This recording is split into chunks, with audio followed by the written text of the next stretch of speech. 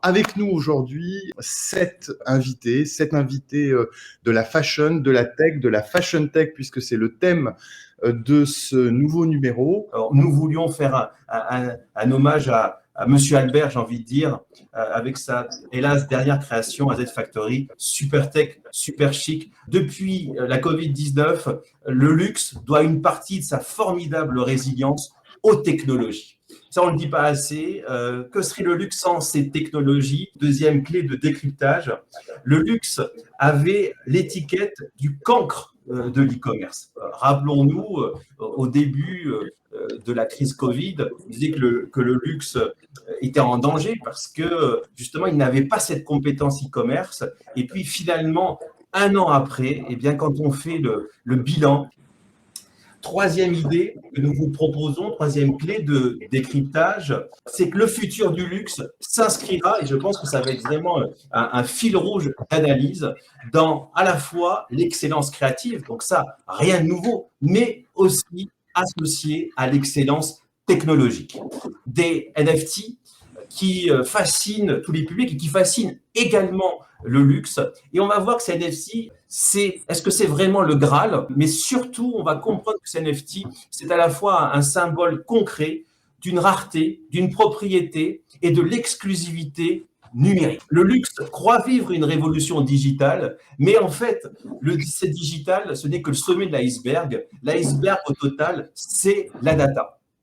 Et enfin, bien sûr, et ça, on va commencer par cette première idée, c'est que ce challenge environnemental, qui était le grand sujet de notre dernier Futur Luxe, eh bien, il va passer par la datafication, justement, de ce sustainable en retail, mais bien au-delà que du retail. Donc, vous avez vu qu'on a 7 invités. L'idée n'était pas de faire les invités, bien sûr, à la queue leu, mais de construire cette table ronde autour d'une idée forte, qui est de passer de l'idée de savoir-faire, qui est vraiment fondamentale dans notre logique du luxe et de la mode, au savoir après. Privilège de vous avoir, Inès. Je vous recommande chaudement. C'est déjà un best-seller, donc je pense que notre public l'a déjà lu, mais au-delà de lire, il faut l'intégrer surtout.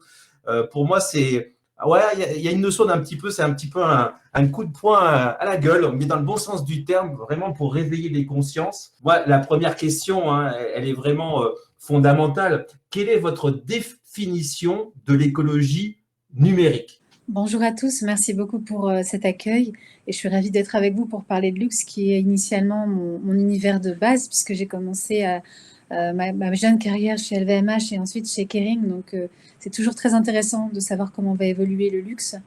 L'écologie numérique, je le définis comme l'étude des interrelations entre l'humain, la machine et l'environnement.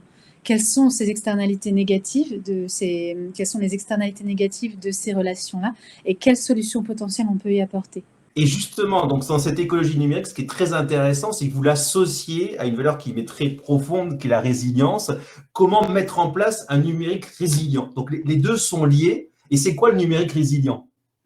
Un numérique résilient, j'aimais bien cette formule parce que on a beaucoup parlé de résilience en 2020. Ça a d'ailleurs été le mot le plus, je crois, le plus utilisé sur l'année de la Covid. La résilience, c'est quoi? C'est de se renforcer, s'enrichir à mesure de l'expérience. Et toujours savoir réagir beaucoup mieux dans le temps, dans la durée, à mesure qu'on a pris, qu'on s'est enrichi, qu'on a pris de la connaissance et de l'expérience. C'est un peu pareil pour le numérique. Le numérique, c'est un outil qui ne fait aucune promesse, en fait. C'est un outil, au même titre qu'un marteau, ou qu'une cuillère, c'est un outil qui doit être au service du confort du plus grand nombre. C'est à ça que sert la technologie initialement. Et en ce sens, le numérique doit être résilient parce qu'aujourd'hui, comme on le disait, il a des externalités négatives, c'est-à-dire que sur le plan environnemental, il y a un impact délétère, sur le plan intellectuel également, sur le plan sociétal aussi, c'est ce que j'observe et que j'explique dans mon livre, et qu'à terme, ce qu'il faut, c'est que ce numérique, à mesure du temps et de son expérience au quotidien, devienne plus riche, devienne plus noble, devienne plus durable, parce que c'est ça la résilience finalement, c'est de savoir s'enrichir de ce qu'on a appris. Et aujourd'hui, on a affaire à un numérique qui qui ne sert que lui-même, finalement, qui est ce que j'appelle le numérique désincarné, c'est-à-dire que le numérique n'a d'autre but que lui-même. Or, son but premier, c'est de faire en sorte qu'on aille mieux dans un ensemble de biens communs, pas de façon individualiste. Et aujourd'hui, on observe un numérique qui donc ne s'écoute que lui-même, ne se sert que lui-même et répond surtout à des logiques consuméristes et des logiques extrêmement financières. Donc c'est le contraire de la résilience, puisque finalement, quand on est dans ces vues-là, c'est très court-termiste, et que la résilience se veut long-termiste. Donc on est légitimement et c'est ça qui est intéressant sur le plan sociologique, on est légitimement dans une vision très court-termiste, dans le maintenant, et ici, parce que déjà avec cette espèce de phase qu'on est en train de passer sur le plan sanitaire, personne ne sait à quelle sauce on va être mangé. Et donc on a besoin de réponses tout de suite. Et c'est pour ça qu'on a exacerbé tous nos usages pendant le Covid aussi. Sur le numérique, c'est qu'on avait besoin de réponses, on a besoin d'instantanéité, on a besoin de valeurs proches, parce qu'aujourd'hui, le lointain nous est interdit, en quelque sorte. Or, la seule chose qui peut permettre la durabilité, la préservation de l'environnement, mais également de l'intégrité humaine, c'est le long terme, et c'est cette vision long terme qu'il faut nourrir. C'est la seule qui va nous permettre non seulement de faire de la planète un endroit agréable, mais en plus d'être de grands ancêtres, d'être les bons ancêtres. Aujourd'hui, c'est ça ce à quoi il faut réfléchir, tant sur le numérique que sur le luxe, c'est savoir comment on veut que les générations futures se rappellent de nous. Déjà, c'est d'être exemplaire, c'est de faire son bilan carbone numérique, en tout cas. C'est une marque, une maison, une marque, elle doit d'abord survivre, parce que ce sont des emplois, c'est une culture d'entreprise, etc. Après, ce sont ces externalités négatives qu'il faut qu'elle évalue et qu'elle puisse mesurer. Au même titre que le travail au Bangladesh des enfants, comme les rivières qui dépérissent parce que à cause de la teinture des tissus, de l'extraction minière pour la joaillerie, tout ça sont des externalités négatives en plan 3 qu'il faut avoir en compte dans ces considérations extra-financières, mais il y a également les enjeux numériques, et ça, il faut le calculer. Le rôle que doit jouer la mode, le luxe dans l'écologie numérique aujourd'hui, je pense que le spectateur du luxe, c'est quelqu'un qui cherche l'exemple, c'est quelqu'un qui cherche la bonne route et la tendance à suivre. Et ce que j'ai toujours aimé dans la mode, plus que le luxe, pour les différencier, c'est cette idée que la mode a toujours suivi les évolutions sociales, les évolutions politiques. Et c'est passionnant, en fait. On le voit bien, par exemple, cette espèce de look un peu à la parisienne, très français, d'être un peu débraillé, pas très bien soigné, d'avoir une chemise pas très bien repassée, etc., des chaussures un peu usées, pas trop neuves. Tout ça, en fait, on apprend qu'on l'hérite de la période post-révolution, où en fait, les grands bourgeois, les grands aristocrates essayaient de se camoufler et surtout pas montrer qu'ils avaient un peu d'argent, donc ils étaient toujours un petit peu malmenés physiquement, et ça donnait un look un petit peu prolo, et ça passait bien. Et en fait, on a gardé c'est magnifique, en fait, d'entendre ces histoires-là et de savoir qu'on hérite notre espèce de style débraillé de ça. Et en fait, aujourd'hui, c'est OK, maintenant, on a l'histoire qu'on a, c'est-à-dire qu'on est dans une époque où l'écologie est au centre, où en fait, on se pose de vraies questions sur l'environnement et la planète qu'on va laisser à nos enfants, à nos petits-enfants, à nos arrière-petits-enfants. Et c'est quel rôle veut jouer la mode là-dessus et comment il veut utiliser le numérique. Donc oui, de l'image, c'est très bien. Moi, je parle avec beaucoup de grandes maisons qui me disent, mais comment on fait, Inès, pour faire continuer à exister tout en étant sobre et tout en faisant des bonnes choses. C'est pour ça que je parle d'écologie numérique environnementale, qu'il faut mesurer et réduire, en tout cas, tant qu'on n'est pas dans l'incompressible. À un moment donné, on ne peut plus demander aux gens de ne plus envoyer de mails, c'est pas ça l'idée, mais en tout cas de réduire tout ce qui est franchement pas utile. Et de pouvoir donc encore une fois de le mesurer. Il n'y a pas de progrès sans mesure, je le répète, mais c'est important. Sinon, ce ne sont que des incantations, des intentions qu'on pose et ça ne sert à rien sur le long terme. Ensuite, c'est la pollution numérique intellectuelle. Et encore une fois, moi, pour le futur de l'Internet, pour moi, c'est à la fois d'apporter quelque chose d'intelligent, de beau et qui tire vers le haut. on est ce qu'on voit, on est ce qu'on consomme. Et en ça, le luxe et la mode ont un rôle crucial parce que c'est ce qu'ils vont nous donner à voir, les influenceurs qu'ils vont nous mettre en avant, qui vont orienter la société de demain. Parce qu'à chaque fois qu'ils demandent des likes sur leurs publications, finalement, liker, c'est voter. C'est donner un vote pour la société qu'on va voir demain. Si vous préférez, bien que j'ai rien contre elle, Kim Kardashian plutôt que le musée du Louvre, aujourd'hui Kim Kardashian a beaucoup plus de followers que le musée du Louvre, et bien en fait on vote pour des profils comme Kim Kardashian. Aucun jugement là-dessus, mais j'informe plutôt que des musées. Donc aujourd'hui, c'est comment le luxe peut procurer un contenu intelligent, un contenu qui tire vers le haut. C'est Desmurger qui disait que le cerveau est un organe, un muscle comme un autre, qui a besoin de nutriments et de bons nutriments. Et si on lui donne des mauvais nutriments, il devient con, tout simplement, pour le dire sans être vulgaire. Et si on donne des bons nutriments, il peut aller plus haut. Et ça aussi, on doit le mesurer. Alors, ma première question, Christophe, qu'est-ce que Centric Software? Bonsoir Eric, bonsoir à tous et merci de m'accueillir aujourd'hui. Je suis ravi d'être avec vous. Alors, qu'est-ce qu'est Centric Software? Je crois qu'on a quelques slides pour supporter mon petit propos liminaire là. En fait, on a une filiale à 100% de Dassault Systèmes. On est une entreprise qui a été fondée dans la Silicon Valley depuis il y a déjà pas mal d'années. Et on est en fait le spécialiste mondial de la gestion du cycle de vie produit, plus connu pour ceux d'entre vous qui sont familiers avec la terminologie et l'acronyme par ce qu'on appelle le PLM, le Product Lifecycle Management, qui, comme son nom l'indique, en fait, consiste à gérer l'ensemble des données produits tout au long du cycle de développement de celui-ci.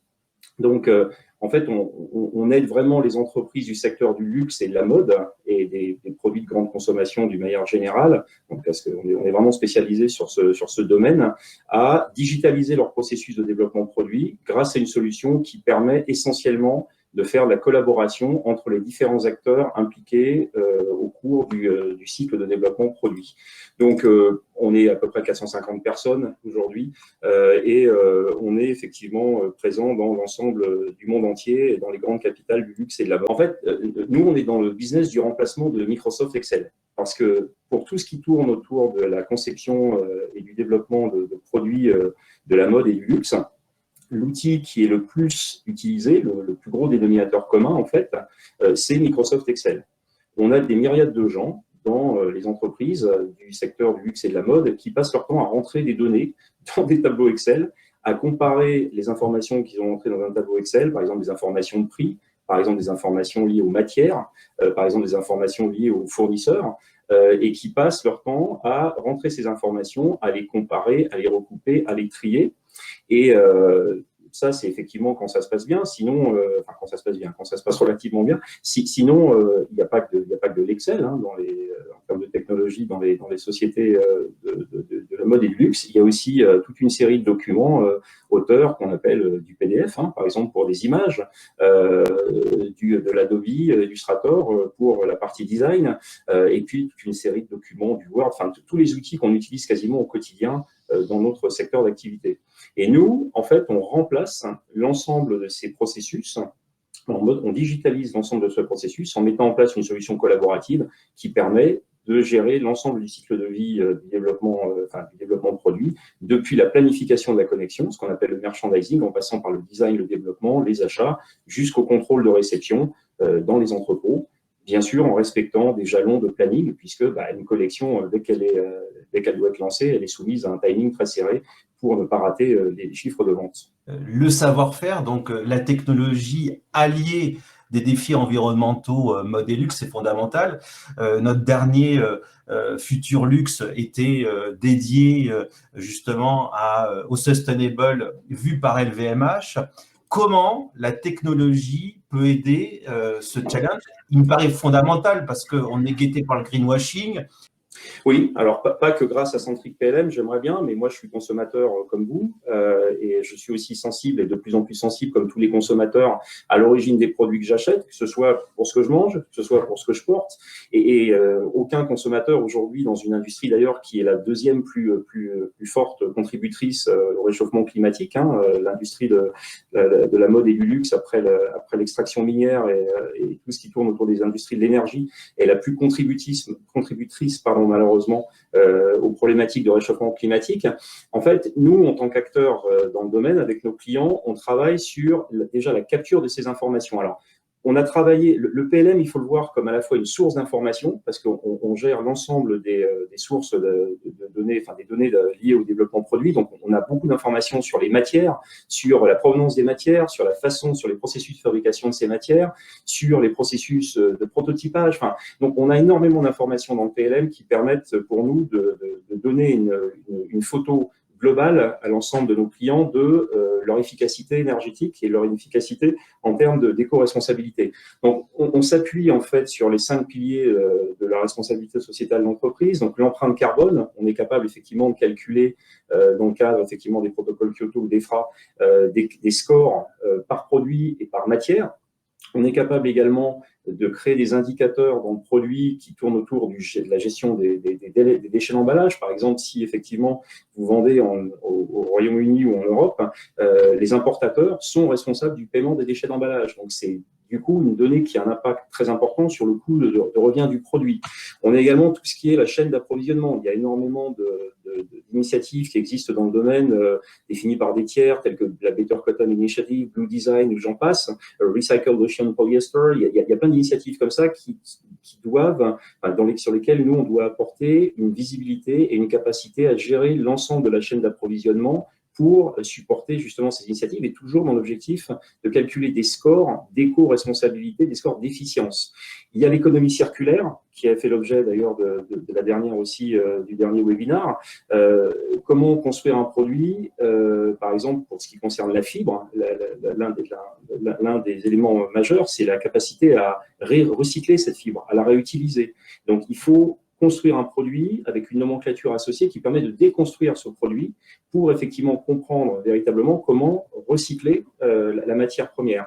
Et puis enfin, il y a la responsabilité sociale, où on doit être capable aussi de tracer, surtout dans une économie mondialisée avec des chaînes d'approvisionnement dispersées un peu partout dans le monde, comment sont conçus les produits, est-ce qu'ils sont conçus éthiquement, est-ce qu'on utilise des populations qui ne sont pas adaptées, qui ne sont pas autorisées à travailler effectivement, est-ce qu'on est capable de contrôler les environnements dans lesquels elles travaillent. Donc, il faut être capable de gérer les données d'audit qui sont réalisées effectivement sur site. Donc le sujet mériterait qu'on y passe beaucoup plus de temps, on n'a pas le temps ici, mais on est capable effectivement de fournir ces données et de calculer des scores très précis et d'orienter les choix, et je finirai là-dessus, d'orienter les choix en fait de création de collection avec des indicateurs qui auparavant étaient très économiques et qui aujourd'hui sont à la fois économiques mais aussi éco-responsables.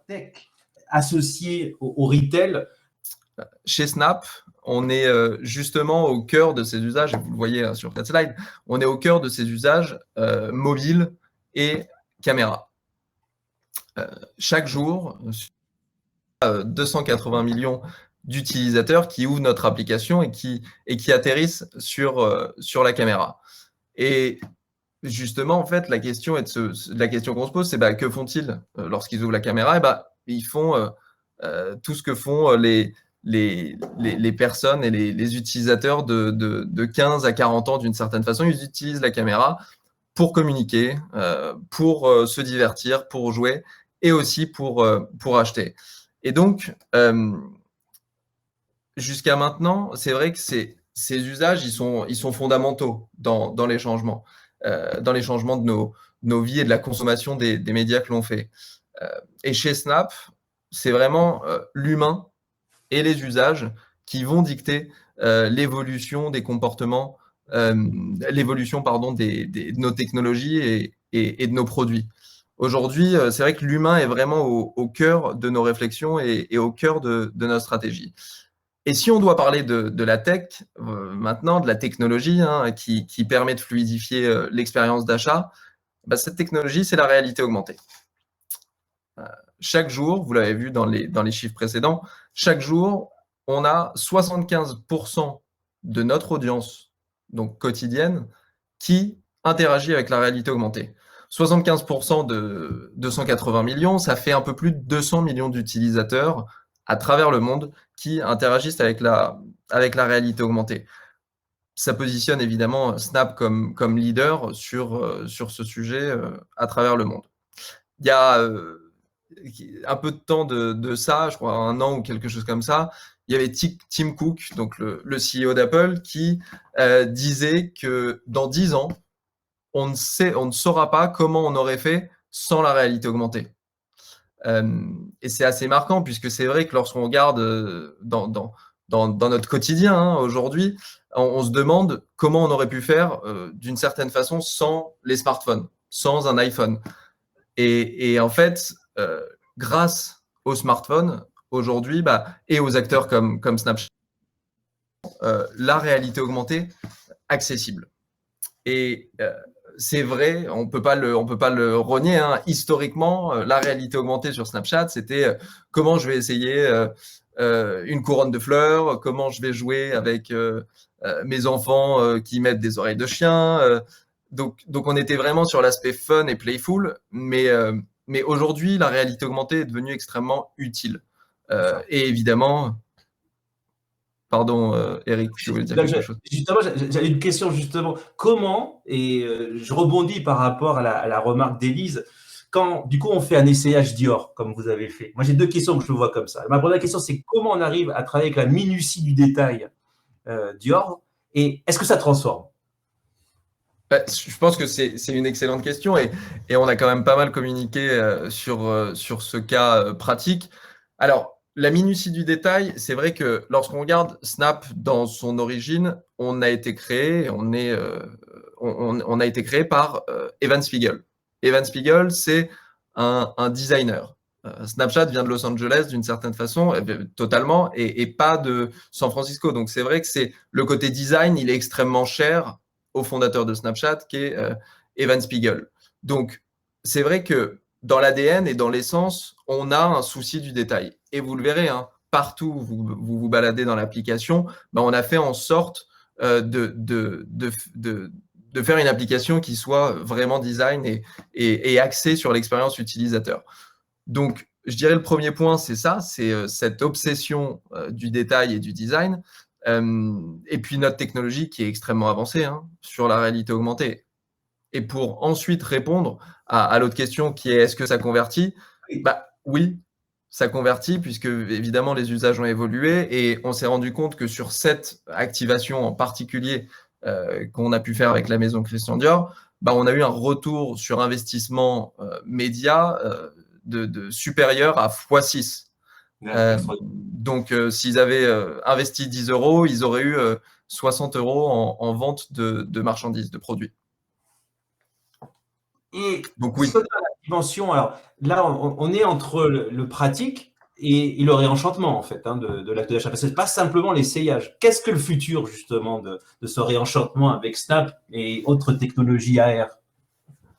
Justement, merci pour la transition, Eric. Alors, c'est vrai qu'on a tendance, et je pense que Élise le disait très bien, il y a une opportunité de storytelling aujourd'hui auprès de ces populations, je dirais millennials et Gen Z, et il y a une nécessité de storytelling digital et encore plus de storytelling mobile, étant donné que c'est le premier device utilisé pour consommer du digital aujourd'hui. Donc, on a tendance à assimiler digital, mobile à e-commerce. Alors, c'est vrai, c'est des médias qui permettent la conversion, mais comme le mobile et le digital sont les canaux numéro 1 pour accéder à de l'information, et notamment auprès des millennials et de la Gen Z, on se dit qu'il faut aussi inspirer sur ce média-là. Et du coup, on est convaincu que la réalité augmentée, elle apporte cette touche supplémentaire de storytelling qui est si cher aux maisons de luxe et aux maisons de mode. En 2020, le Covid a évidemment accéléré de façon dramatique la nécessité pour les marques de mode et les marques de luxe d'avoir une stratégie mobile, évidemment, mais une stratégie de storytelling mobile, et notamment en réalité augmentée. Avec les boutiques fermées en 2020, les marques ont besoin de créer du lien à distance avec les consommateurs, leurs clients. Et chez Snap, grâce à la réalité augmentée, on est convaincu qu'on permet de garder la continuité dans une relation client entre une marque et un utilisateur. Et en fait, je dirais qu'il y a 3 étapes pour lesquelles on va utiliser la réalité augmentée. On l'a vu sur la slide précédente, c'est que la première, c'est d'inspirer. Storytelling, on sait que c'est aussi ce qui fait tout l'héritage, le patrimoine d'une maison de mode ou une maison de luxe. Et le storytelling, aujourd'hui, la réalité augmentée aujourd'hui permet de storyteller et d'inspirer en mettant l'utilisateur au cœur des usages, en mettant l'utilisateur au cœur de sa communication d'une certaine façon.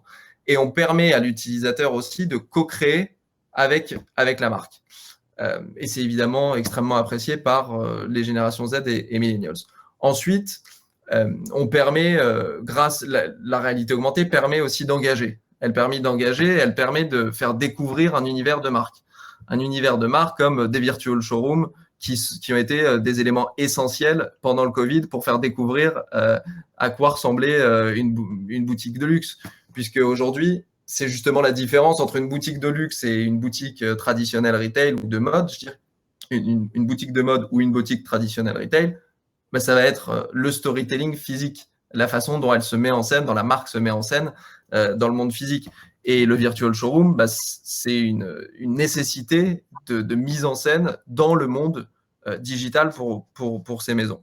Et enfin, on en a parlé à l'instant avec Dior, hein, la réalité augmentée, bah, elle permet de convertir. Et elle permet en fait la rencontre entre un utilisateur, un consommateur et un produit.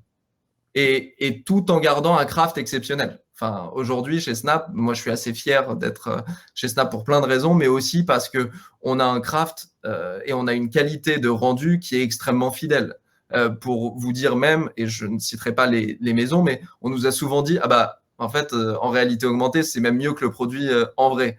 Et on parlait de maisons de luxe, voire même maisons d'horlogerie et de joaillerie. Donc, vraiment, pour conclure, hein, chez Snap, évidemment, le Covid a accéléré ses usages et ses tendances, mais on est convaincu que tout ce dont on vient de parler, ce sont des tendances qui sont actuelles, mais qui sont aussi les tendances futures.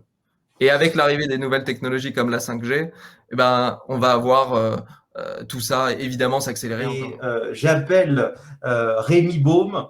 Donc, on a la chance d'avoir le CEO de Zadig & Voltaire. Alors, Zadig & Voltaire et techno, ça peut surprendre, mais en fait, je vous ai invité parce que Zadig & Voltaire est considéré comme un champion de l'e-commerce français, avec, je crois, un pourcentage lié à l'e-commerce à plus de 26%.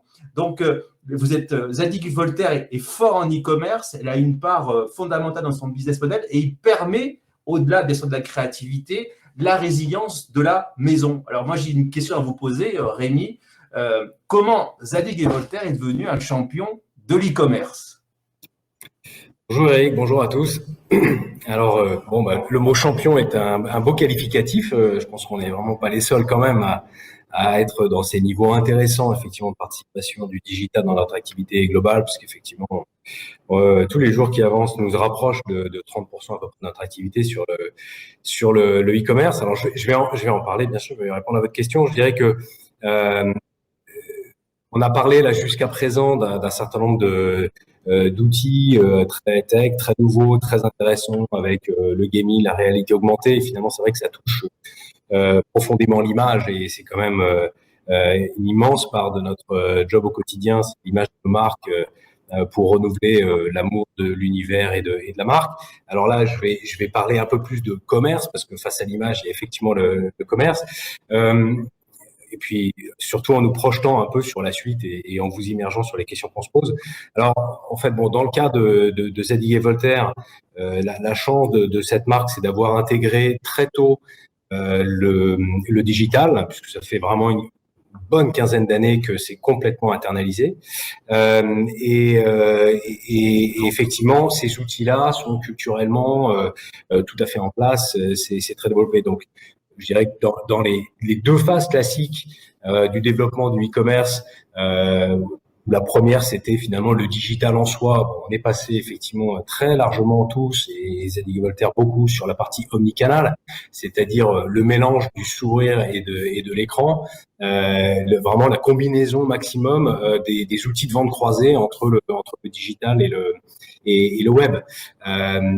Alors, je mentionnais les 15 années, en l'occurrence, d'intégration du digital depuis très longtemps, en ayant vraiment poussé les feux chez Zadig & Voltaire, ce qui a permis notamment d'arriver à des équipes de vente très décomplexées par rapport à tous ces outils, parce qu'à la fin, c'est quand même beaucoup en boutique et aussi que ces outils arrivent, à la fois donc d'être à l'aise avec ces outils-là et puis d'en acquérir une bonne maîtrise. Pour vous donner un chiffre, aujourd'hui, la capacité de nos meilleures boutiques à vendre des produits qui ne sont pas présents en boutique, qui sont présents sur le digital, peut monter à 10-15%, ce qui est quand même assez significatif et qui veut bien dire que il faut quand même s'acculturer à ces outils et puis avoir cette pratique au quotidien.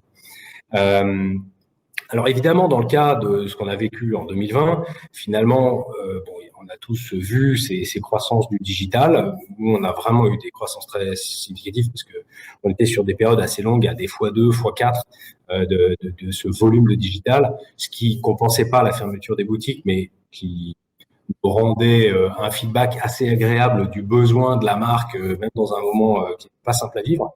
Mais finalement, ce que ça a voulu dire, c'est que on a les consommateurs finalement s'y sont mis, ils sont passés à l'acte et les sociétés comme Zadig & Voltaire qui ont pu vraiment progresser très très significativement encore sur le digital en fait avaient les outils en place et évidemment ce sont les consommateurs qui sont passés à l'acte. Alors par l'occasion et le désir d'achat et en particulier sous la contrainte de boutiques fermées.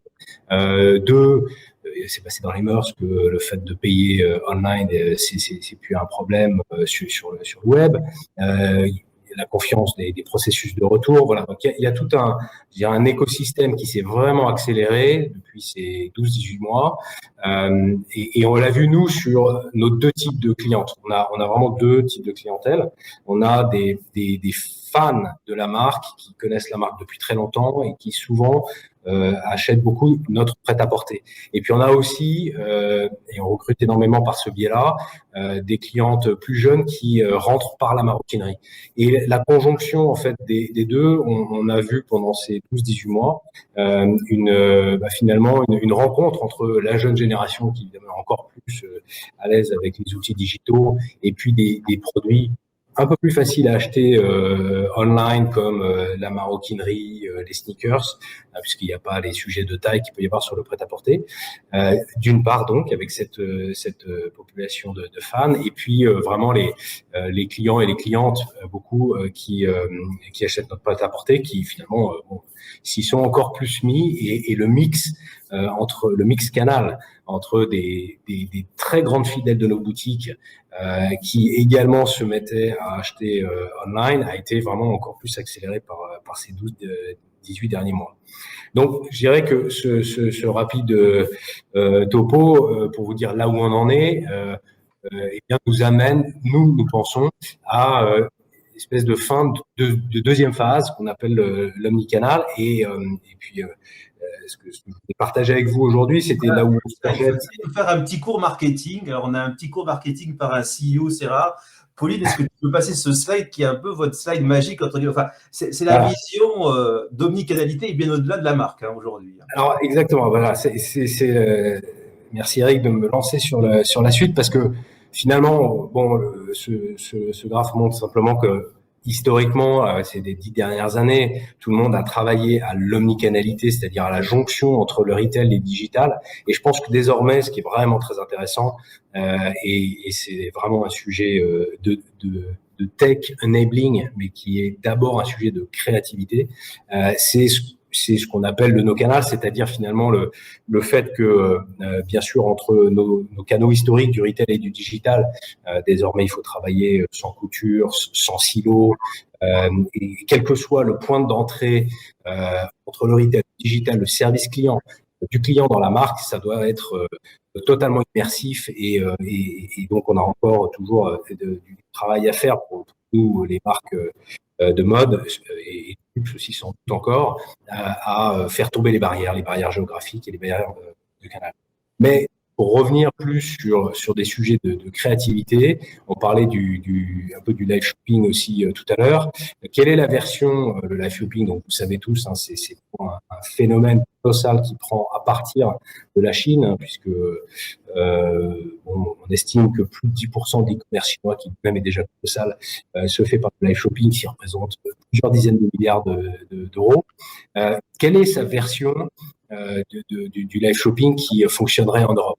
Moi, je pense, et c'est pour ça qu'on l'appelle, nous, le showrunning, qu'on est en train de vivre après le luxe qui se définissait par la qualité extrême de ses produits, puis ensuite par le service ultime à ses clients, va se définir désormais par le fait de créer un entertainment vraiment extrêmement poussé.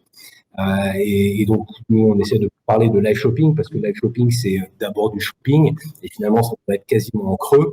Quelle est l'histoire créative qu'on peut raconter à nos clients par ce showrunning qui derrière est un live shopping mais qui ne veut pas d'abord parler de consommation mais plutôt de storytelling et d'image de marque dans un monde technologique où finalement vous pouvez faire ce fameux, alors je vais l'appeler live shopping de Paris pour parler à des Chinois ou des Espagnols, au showroom même pour parler à quelqu'un qui se trouve être en boutique, inviter des invités stars, marques, etc., qui peuvent, des influenceurs qui peuvent vraiment vous ajouter dans la symphonie de la marque un nouvel instrument. C'est pour moi vraiment ce qui fait la quadrature du cercle pour arriver à un 100 canal vraiment abouti. Comment vous arrivez comment vous faites ce showrunning pour que le spectacle ait du sens, vous voyez, et dans le sens transformation? Alors, on a changé de terme, nous en interne, pour surtout éviter l'écueil d'être justement dans une transformation incrémentale de ce que l'on peut lire en Chine et de se dire, bon, finalement, un peu plus de ci, un peu moins de ça me ferait un live shopping à l'européenne. Je pense qu'il faut vraiment décadrer et c'est pour ça que on le met dans ce rond en pointillé. Pour moi, le showrunning doit être aussi différent que le digital ne l'a été par rapport au retail, dans la façon de construire le storytelling et l'immersion de nos clients dans la marque. Finalement, bon, je vais être un peu direct, en tant qu'Européen, quand on regarde les live shopping chinois, on a l'impression que c'est Pierre Bellemare du XXe siècle, ou du XXIe siècle, pardon. Et ça, on sait que en Europe, ça serait insuffisant. On a envie de voir beaucoup d'autres choses. Récemment, Gucci a fait quelque chose de très amusant en faisant des immersions dans les late night shows américains. Voilà.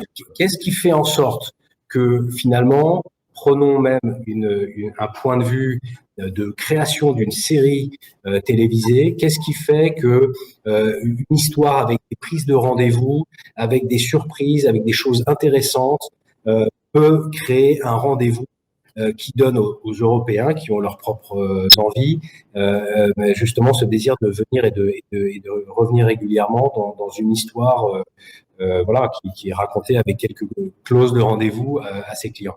Et je pense que c'est vraiment, à mon avis, c'est essentiellement un sujet de création.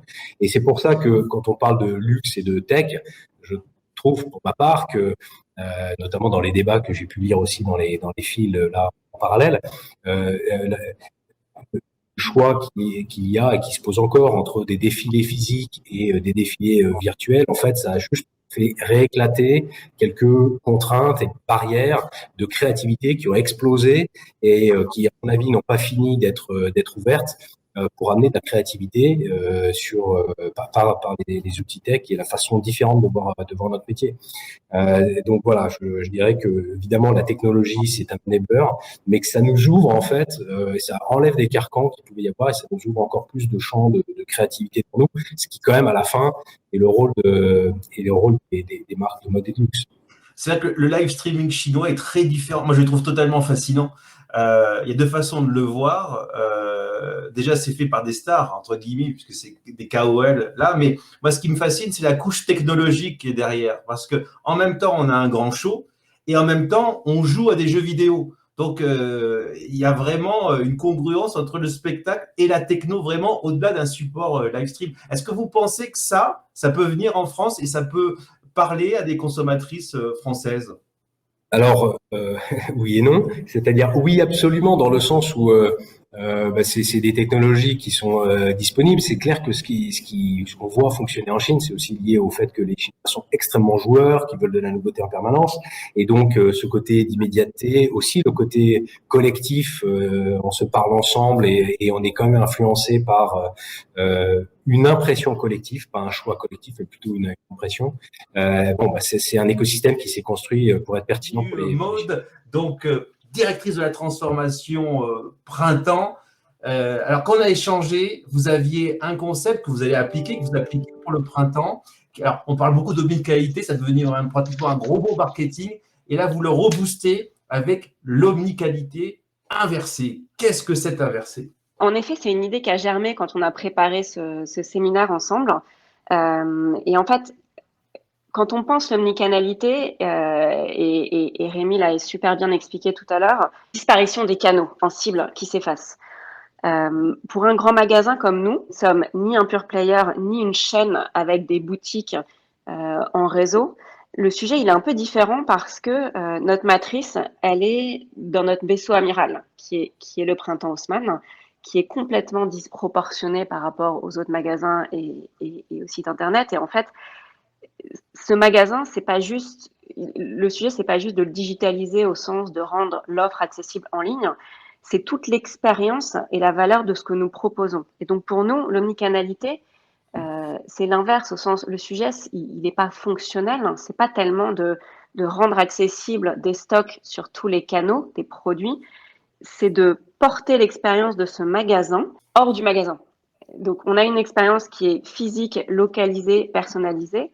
Et l'idée de cette omnicanalité inversée, c'est d'exprimer l'expérience d'Haussmann hors les murs, H24, quelle que soit la géographie où vous vous trouvez.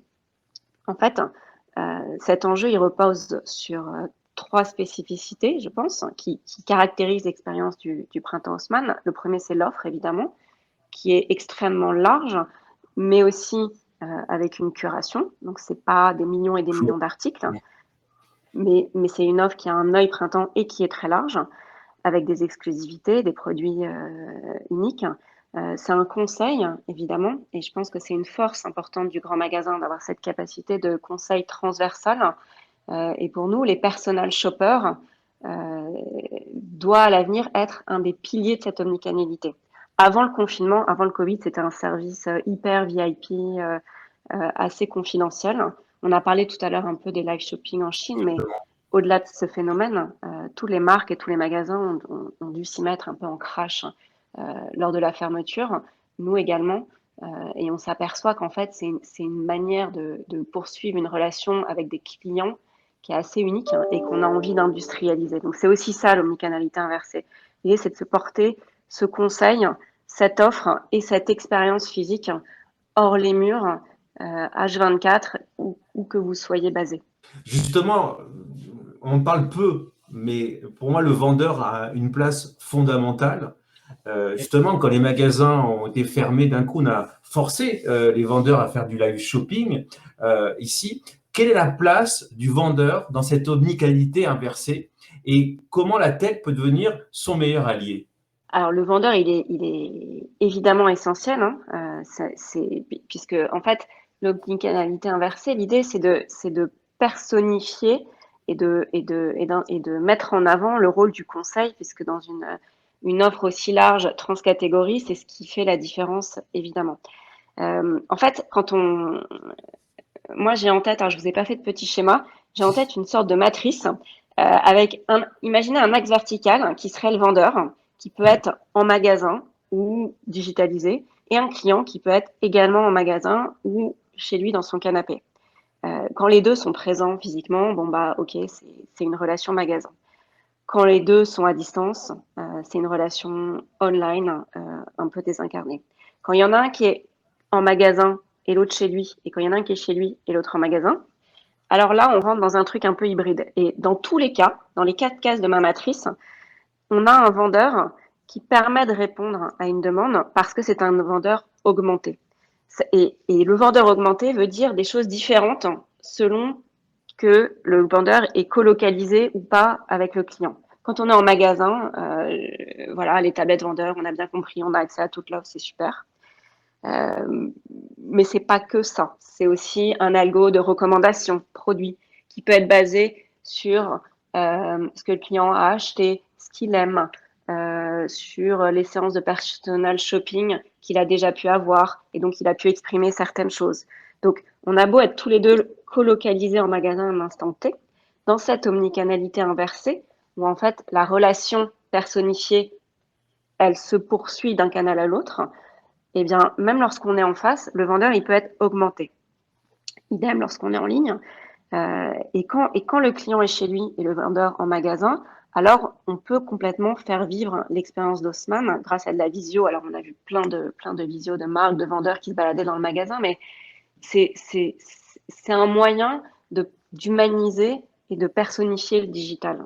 Et donc, en fait, au-delà de où est-ce qu'on est basé, à quel moment est-ce qu'on se rencontre physiquement, ou est-ce que ça se fait en digital, ben, en fait, c'est pas tellement important. Dans tous les cas, l'idée, c'est que bien sûr, vous avez accès à une offre très large, mais c'est pas tellement ça la valeur. Ça, à la limite, vous l'avez sur Internet via des agrégateurs. Vous pouvez avoir ce conseil personnalisé où que vous soyez et vous pouvez voir les produits. Ce qui n'est pas évident, hein. Et en fait, alors, derrière, il y a plein de technos, d'algorithmes, de plein de trucs. Mais pour voir les produits, voir les détails, les portées, dans cette logique-là, on va au-delà de ce que va montrer un site e-commerce.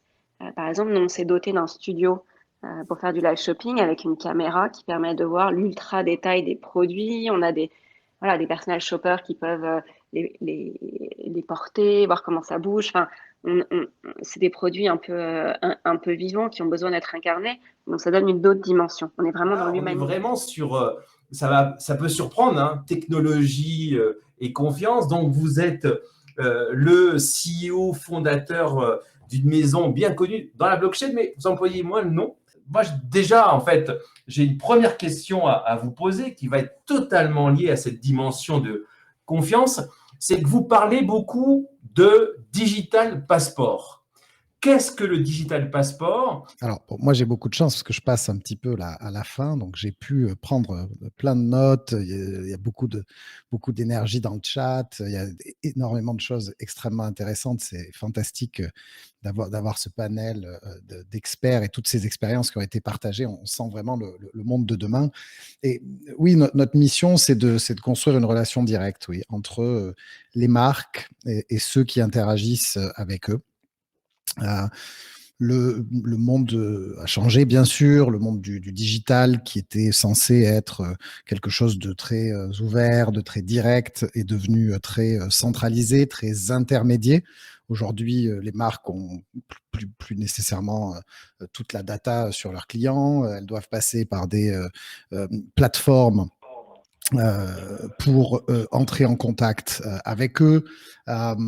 Finalement, il y a une intermédiation digitale qui s'est créée. Et dans le même temps, on voit que la sensibilité aux données personnelles devient un petit peu plus compliquée. On a des nouvelles réglementations, la RGPD, on ne peut plus traquer les apps, on ne peut plus traquer les cookies parce que les gens en ont assez, parce que le législateur en a assez, et parce que finalement, c'est très difficile de maintenir des bases de données à jour, c'est très difficile de les garder donc pertinentes.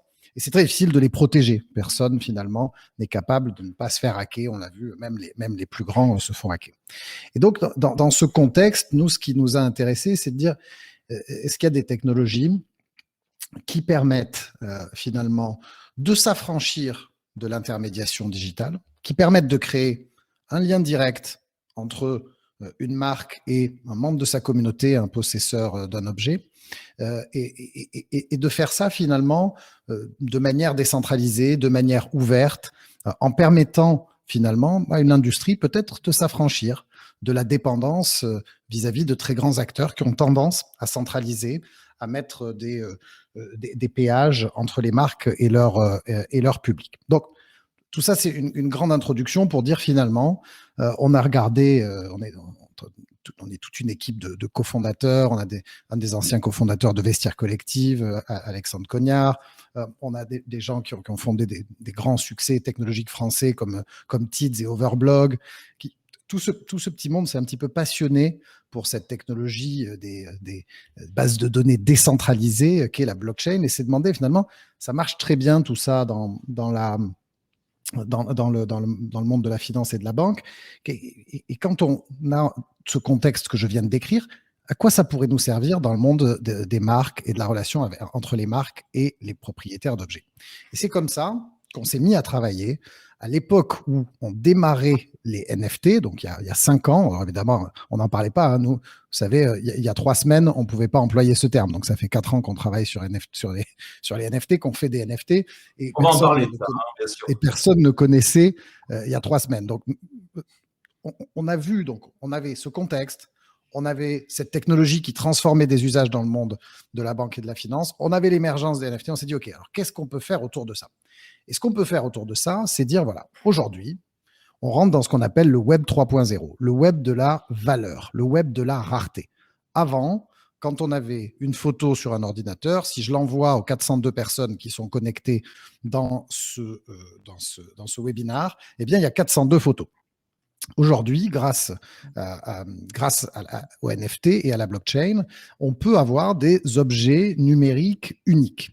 Alors, tout à l'heure, Élise parlait de relations entre tech et luxe en disant le luxe, c'est la rareté, la tech, c'est pas la rareté. Eh bien, si.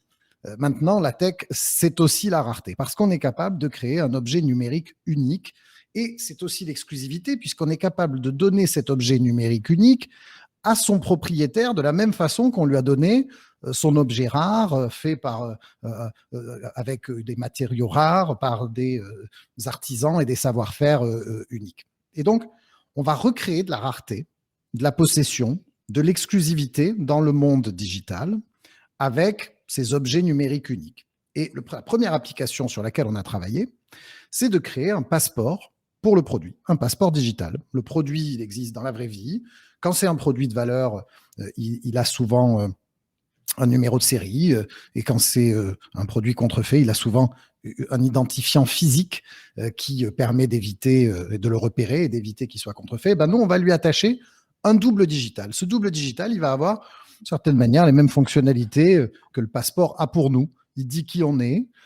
Il permet de faire des choses, passer une frontière, ouvrir un compte en banque, de vérifier qu'on est bien celui qu'on dit être, de pouvoir accéder finalement à des services ou à des expériences. Et bien avec le passeport du produit, on va essayer de faire la même chose, de proposer au propriétaire de l'objet, de pouvoir montrer qu'il est le propriétaire légitime de cet objet, et ce faisant, d'accéder à des expériences, à des services uniques. Et puis, finalement, quand on voit, je vais rebondir sur cette planche qu'on voit ici, quand on voit finalement qu'aujourd'hui, cette technologie se démocratise, que quand on parle d'un NFT à une marque, elle sait maintenant ce que c'est, que la vivacité des discussions dans le chat sur ce sujet, c'est tout à fait frappant parce que... Vous pouvez donner une définition. On va faire les NFT pour les nuls. Alors, pour moi, ce n'est pas pour notre public érudit. Qu'est-ce qu'un NFT? Et la question sous-jacente, c'est un effet de mode ou c'est là pour durer?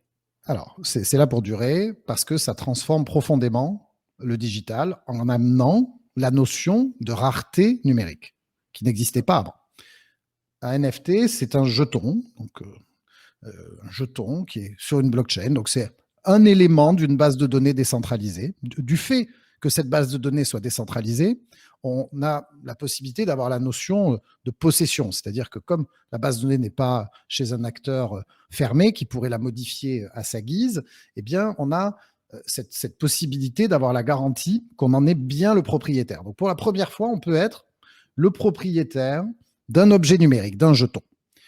Tout ça, c'est parti des monnaies numériques. Les premiers jetons qu'on a vu apparaître sont les jetons de Bitcoin. Ces jetons, ils sont fongibles. Pourquoi ils sont fongibles? Parce que si j'ai 1 euro et que tu as 1 euro, Eric, et puis on change les pièces, tu me donnes ton euro, je prends tu vois, et tu prends le mien, ça ne nous change rien à nos vies. On a toujours 1 euro. Ça, c'est ce qu'on appelle la fongibilité.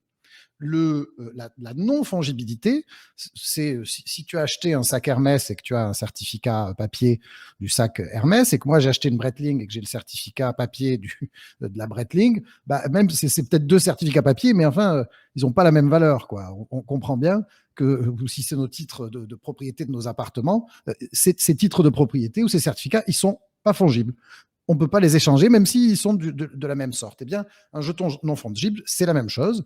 C'est un objet numérique qui représente quelque chose. Alors, dans le cas de l'art digital, l'objet qu'il représente peut être intégré à lui-même, puisqu'on reste dans le monde digital. Donc, le fichier, je dirais, qui va représenter l'œuvre d'art, il est à l'intérieur du NFT.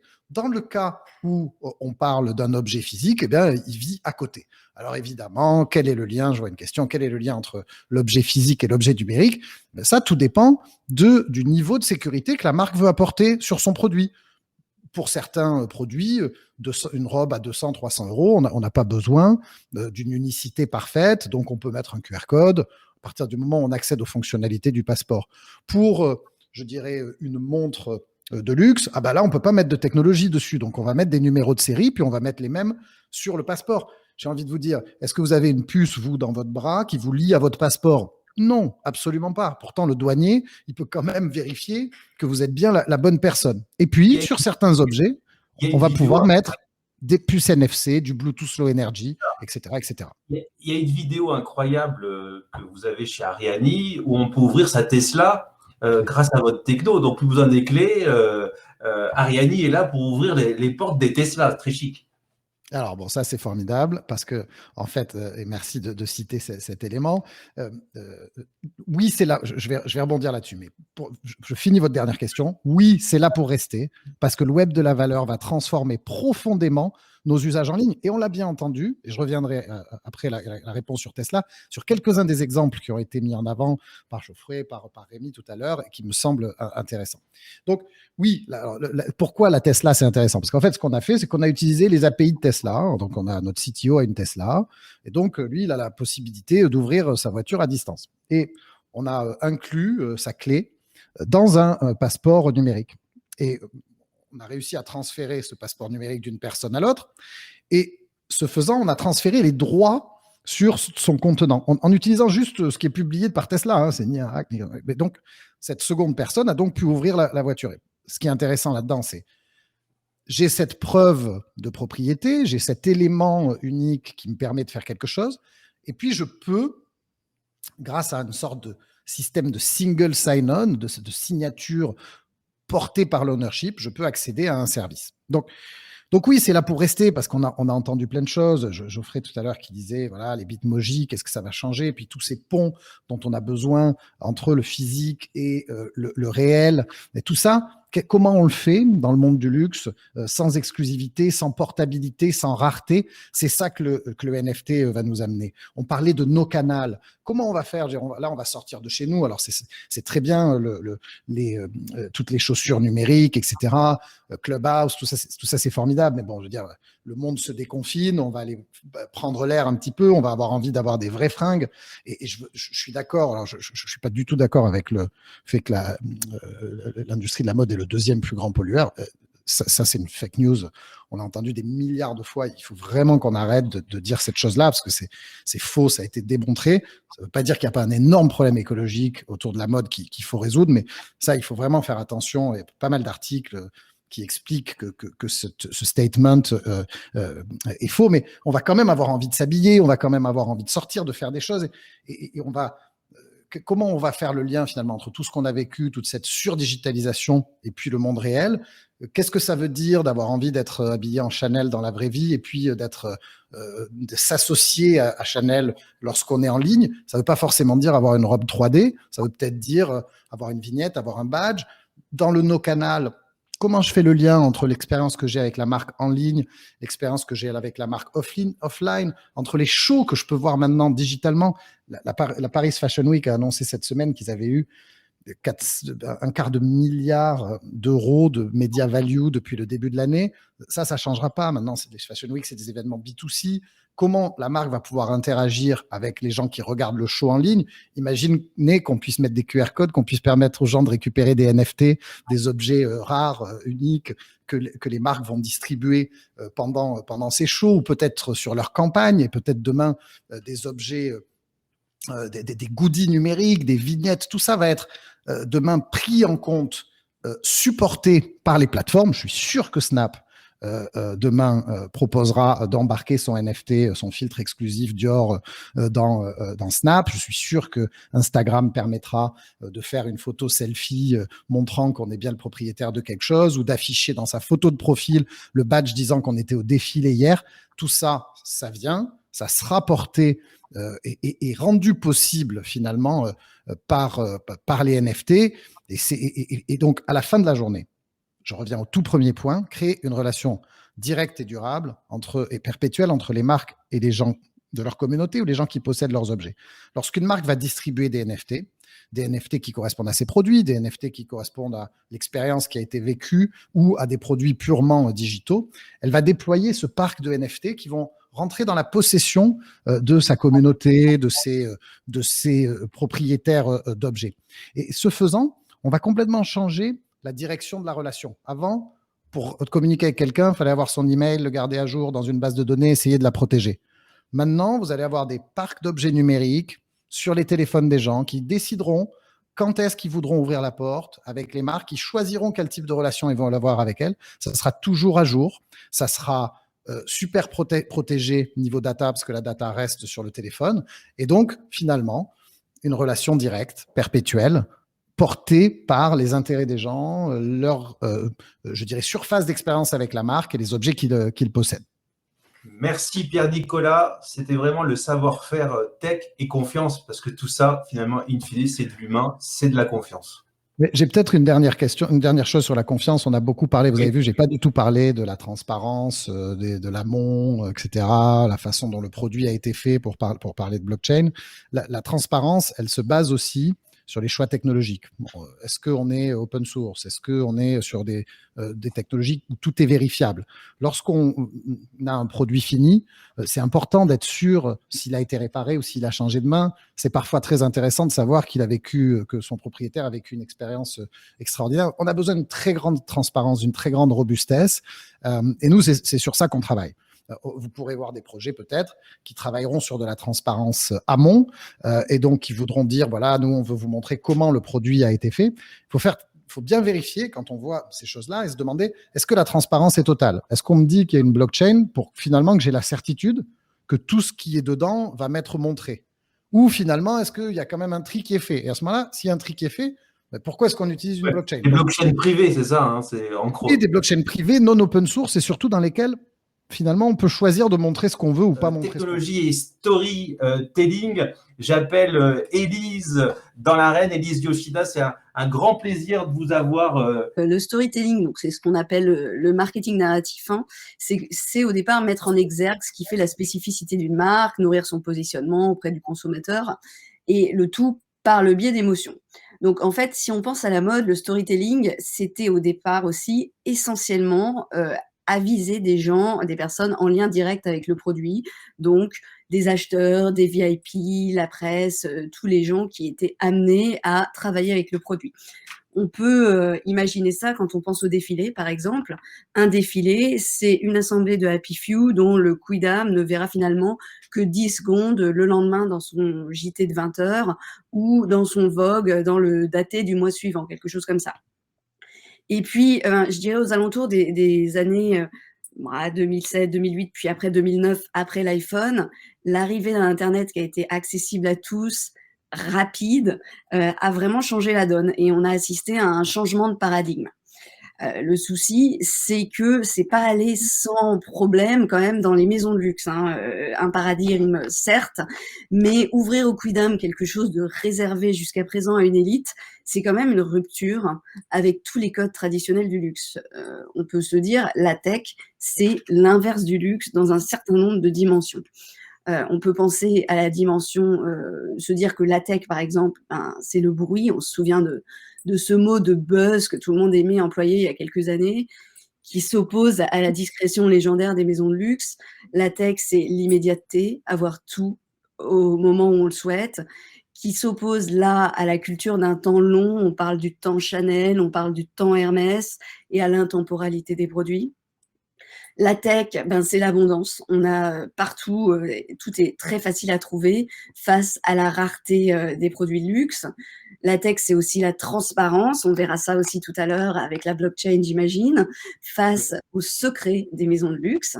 Et la tech, c'est le risque, l'éventualité d'un risque technique, parce que sur le net, impossible de vérifier chaque connexion, chaque affichage, face à une qualité extrême et un contrôle extrêmement bordé qu'ont les marques de luxe. Et moi, ce qui m'interpelle encore plus, c'est que la tech, c'est vraiment la culture du choix fait par l'utilisateur qui choisit ce qu'il voit, le moment où il le voit, comment il le voit sur son portable, etc., face à la culture du choix qui est fait par une maison pour le client, puisque les maisons de mode et de luxe en particulier se targuent de ne pas suivre les tendances, mais de les créer et en quelque sorte de faire des impositions de choix à leurs futurs clients et à leurs fans. Donc, on voit que le mariage du luxe avec la tech, il a été assez chaotique, finalement. Alors, on avait évidemment quelques maisons précurseurs. On peut penser à un Burberry qui s'est lancé Spring-Summer 2009, paf, défilé sur leur site web, ou Vuitton 3 semaines après avec son défilé sur les réseaux sociaux, carrément sur Facebook, où on pouvait commenter, etc. Mais on peut aussi penser à une Phoebe Philo, par exemple, qui, donc on a toujours connu la version pour le social media, qui le proclamait haut et fort et qui n'a été sur Instagram que, je crois, à partir de 2017. Ou même Chanel, qui, bien que cette maison ait fait pas mal de choses en digital, ne s'est finalement lancée en live que l'an dernier à cause du Covid, pour son défilé en tout cas. Donc on ne peut pas blâmer ces maisons de luxe, de mode et de luxe. On comprend les raisons qui les poussent à parfois être un peu en retard. Il y a un énorme souci de ne pas dégrader la qualité de leur production et un souci de ne pas perdre le contrôle. Et le storytelling digital, ça requiert un lâcher-prise finalement qui est peu coutumier du luxe et qui va un peu à l'inverse de leurs valeurs. Et pourtant, je me dis que si on fait un pas de côté, on voit aussi que cette ouverture sur le monde, c'est un partage. Et une maison de luxe, ça se doit en tout cas d'être généreux parce que ce n'est pas mu que par des problématiques de profitabilité. On n'est pas dans la grande distrib, on n'est pas sur… ça doit être un petit peu différent. Donc le mariage finalement, le pari du mariage du luxe et de la tech, c'est d'arriver à injecter de l'émotion et du partage dans des canaux qui autrement sont vus comme super rationnels et froids. Et le next step, du coup, au-delà de cette ouverture à tous, alors en guise d'ouverture, on peut parler au moins d'un aperçu à tous, c'est le luxe qui cessait à la participation des utilisateurs.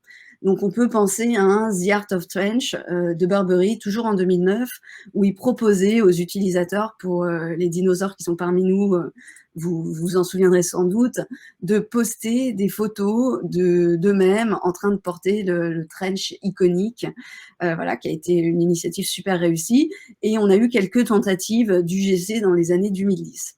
Après, force est de constater que le luxe a retrouvé des limites à l'ouverture, que l'UGC, c'était peut-être un peu too much, ça allait peut-être un peu au-delà de ce qu'il pouvait se permettre, et qu'aujourd'hui, à quelques rares exceptions, comme un We Love Coco, le compte Instagram, il y a quand même finalement, on est revenu à une ouverture qui est bien, mais si possible avec pas trop d'interactivité et quand même avec le moins de risques possible. Donc ça change pas, en fait. Là, du coup… Ça change, mais on trouve son positionnement dans la tech. Et par exemple, dans ces contours qui sont super bien établis, le storytelling numérique, qui est là où il est sous contrôle et là où il s'exprime le mieux, c'est finalement sur YouTube. Et donc, il va y avoir, dès les années 2000, plutôt 2010 après, une véritable histoire d'amour de YouTube et du luxe. Alors, surtout que quand on parle de storytelling, là je vous ai parlé de défilé, mais on peut aussi parler de savoir-faire, de coulisses de la maison, d'histoire des maisons qui sont super importantes et qui reviennent à mettre en exergue la maison. Très bien. Donc, nouvelle créativité, on amène aux nouvelles tendances. Pour vous, quelles sont ces tendances de storytelling enrichies par la tech? On va prendre le visuel. On voit que finalement, j'ai l'impression que le prochain challenge, c'est la gamification, c'est l'univers des jeux vidéo et des univers virtuels. On a 2 beaux exemples. Alors, Élise, pour vous… Avant de parler de gamification, il y a autre chose que je vois arriver très très fort dans les nouvelles tendances. Et après des années d'images, c'est la voix. La voix, parce que par exemple, si on prend le podcast, aujourd'hui, il n'y a pas une marque de luxe quasiment qui n'a pas son podcast. On peut penser à un 355 de Chanel, à Chloé Radio, à Dior Talks, Hermès, Guerlain, Gucci, ils ont tous. Et je trouve que dans le podcast, c'est pas étonnant que les marques de luxe se soient engouffrées là-dedans, parce que finalement, on retrouve des composantes qui sont proches du luxe. On retrouve un temps long. Personne ne hurle à l'idée d'écouter un podcast qui pourrait faire 1 heure parce qu'on peut l'arrêter, le reprendre, etc., l'avoir dans la poche. Et ça, c'est très en lien avec le luxe. Et on retrouve une émotion dans le fait de parler, de susurrer à l'oreille de l'auditeur. Et on retrouve une sensualité qui passe sans rappeler la sensualité des produits du luxe. Donc la voix est super importante pour le luxe. Et si on pense aux tendances à venir, depuis 1 an, sur la voix, c'est Clubhouse qui a tous les honneurs. Donc, je fais un petit rappel pour ceux d'entre vous qui ne connaîtraient pas Clubhouse. C'est aujourd'hui une plateforme qui ne fonctionne que sur iOS et que sur invitation à date. Donc, encore ce concept de Happy Few et qui permet de chatter comme on chattait dans les années 90 dans des salons, mais par la voix sur un sujet donné avec des animateurs. Et là où je trouve que Clubhouse apporte une dimension un peu différente par rapport au podcast, c'est qu'elle permet à nouveau de faire le lien entre le storytelling qu'une marque peut faire et une interactivité. Parce que sur Clubhouse, on peut prendre la parole, lever la main, mais une interactivité qui est somme toute mesurée. Parce que les marques peuvent choisir qui est dans l'arène et qui interagit. Donc là encore, on est sur une appropriation de la tech, mais sous contrôle. Donc ça, c'était pour moi la première tendance. Et Eric, vous en avez parlé, dans les tendances qui pointent, on a effectivement le gaming. Le gaming, donc on l'a connu avec Second Life, par exemple, avec les Sims, donc c'est pas complètement nouveau, mais ça a explosé récemment avec un Marc Jacobs, par exemple, sur Animal Crossing, avec les événements que vous montrez là sur Zepeto. Donc Zepeto, c'est une plateforme coréenne, c'est ce qui est illustré ici. Donc par exemple, chez Louboutin, on a fait une présentation de collection sur Zepeto, Gucci aussi a travaillé dessus, on peut penser aussi à Louis Vuitton et à sa collaboration avec League of Legends. Et le gaming, pour moi, c'est pour une marque de luxe, c'est un peu le pari de la surprise. Parce que si on imagine le gaming, dans l'imaginaire collectif, on a cette idée du gamer en hoodie qui passe sa journée sur les jeux vidéo. Pas grand-chose à voir quand même avec un consommateur de marque de luxe. Donc, il y a quand même un effet de surprise. Mais finalement, si on regarde les jeux vidéo, on voit qu'il y a un souci du détail, autant dans les décors, dans les personnages, qui est quand même très en lien avec ce souci du détail aussi des marques de luxe. Et pour reprendre la thématique dont on parlait tout à l'heure, le gaming, ça va permettre aux gens de se glisser dans la peau de quelqu'un qui veut s'offrir ce rêve pour tous, et ça va leur permettre d'avoir une vie différente en Gucci ou en Balenciaga, de la même façon que quand vous jouez sur un Fortnite, vous vous glissez dans la peau d'un héros sans peur. Et ce qui, à mon sens, est encore plus intéressant sur le gaming, c'est que finalement, il y a assez peu de prise de risque parce que l'interactivité et le partage, ils sont finalement plus faibles et vous avez moins de chances de vous planter que quand vous faites un défilé en live, par exemple. Et accessoirement, on peut imaginer que pour les marques, c'est vraiment l'occasion de donner un premier touchpoint à une génération qui est moins attirée par le luxe que ses aînés et qui va moins avoir le réflexe de rentrer dans une boutique ou d'aller acheter un Vogue en print. Donc, aujourd'hui, c'est plus de la com que du business. Ça ne rapporte pas. Il y a les deux, et c'est amusant parce que vous parlez de business, Eric. Dans le business, par exemple, on va avoir tout ce qui est réalité augmentée. Aujourd'hui, je pense qu'on va peut-être en discuter, la réalité augmentée, c'est surtout proche du produit et de l'acte d'achat. Avec les filtres de Snapchat, je sais qu'il y a Geoffrey, on va en parler, mais la réalité augmentée pourrait être un support de storytelling qui, à mon sens, n'a pas encore été utilisé à son plein potentiel par les marques de luxe. Clairement. Et en revanche, le gaming, on est plus là-dedans. Donc, ça peut être de l'acte d'achat, mais aujourd'hui, on est vraiment dans le storytelling avec le gaming. Moi, je vois deux conclusions et merci beaucoup pour ce panorama express.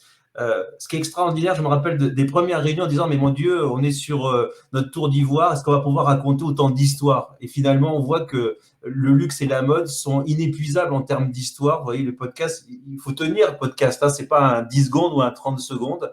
Et ce que je vois très fort dans ce que fait la mode et le luxe sur le gaming, c'est le respect des codes. C'est-à-dire que le luxe n'est pas imposé, entre guillemets, avec ses gros codes. Il a compris le code du gaming et il rentre dans la mitraillette exprès pour avoir un maximum de questions. Quel est le taux de retour échange sur les ventes en ligne en mode que vous constatez? Un petit 15%. Comment avez-vous fait évoluer les KPI des personnels en boutique, en particulier les vendeurs? On les a pas fait évoluer. Ils sont déjà, en gros, la partie du digital qu'ils arrivent à générer rentre dans leurs incentives. Ça, c'est pour gérer leur variable personnelle. Une question, je pense, peut-être plus pour Élise. Il y a eu un acte symbolique. LVMH, avant, il y avait un Chief Digital Officer. Il est devenu Chief Omnicanal Officer. Il n'y a plus de Chief Digital Officer.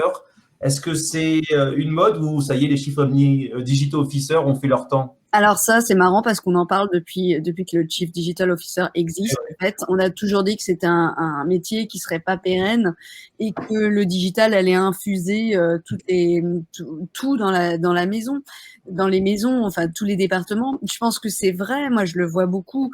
Il y a du digital absolument partout. Il y a du digital finalement jusqu'au retail, aux events, absolument partout.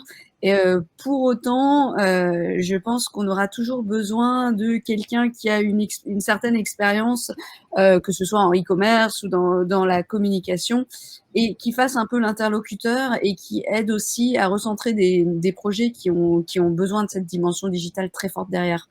Donc, je pense que effectivement l'omnicanalité vient renforcer le rôle du CDO, mais que pour autant, le CDO n'est pas mort.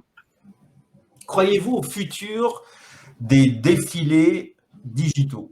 Bah, évidemment, oui, bien sûr, je crois au futur des défilés digitaux. On espère tous que la Fashion Week va revivre d'une façon ou d'une autre physiquement, parce qu'on a tous envie de se voir, parce qu'on est tous dans cet élan-là. Pour autant, je ne pense pas qu'il y ait une marque imaginons qu'il y ait une Fashion Week pour Spring Summer, une vraie, je veux dire, physiquement, je ne pense pas qu'il y ait une marque qui abandonne le concept de défilé digital, de rentrer à minima une retransmission digitale, mais je pense que les marques ont pris l'habitude d'aller plus loin dans la communication et qu'elles vont rester sur cette lancée, oui. On avait beaucoup d'observateurs qui ont trouvé Prada beaucoup plus créatif en défilé digital qu'en défilé classique. C'est vrai que Prada a frappé 2 grands coups avec des défilés complètement déconstruits et c'est bienvenu. Faudrait-il de l'interactivité dans le live shopping, laisser le public décider qui sont les acteurs? Initiative il y a quelques années avec Chatroulette en live fiction interactive. Je pense que c'est tout à fait possible. Je pense que vraiment sur ce thème-là, tout le monde est balbutiant. Franchement, c'est une nouvelle frontière, hein, tout le monde. Effectivement, c'était très intéressant ce que disait Élise d'ailleurs sur ce sujet au début, c'est-à-dire qu'il y a beaucoup de marques qui sont dans des réflexions. Comment gérer le live, comment lâcher prise. Comment vous choisissez les vendeurs qui font du live streaming? Est-ce qu'il y a des compétences? Est-ce qu'il y a une mini-formation? C'est sur le tas? Alors, en fait, quand j'ai commencé à en parler, d'ailleurs, je ne peux pas parler à tout le monde dans l'entreprise, mais quand j'ai commencé à en parler à certains, les réactions étaient très intéressantes parce que finalement, on les projette dans une autre réalisation de la vente, quasiment un autre monde parce qu'ils ont toujours été en relation directe avec leurs clients. Et puis, on propose pour ceux qui non seulement ont du talent, mais surtout ont l'envie, quand même de se décadrer, de décoïncider avec ce qu'ils font au quotidien.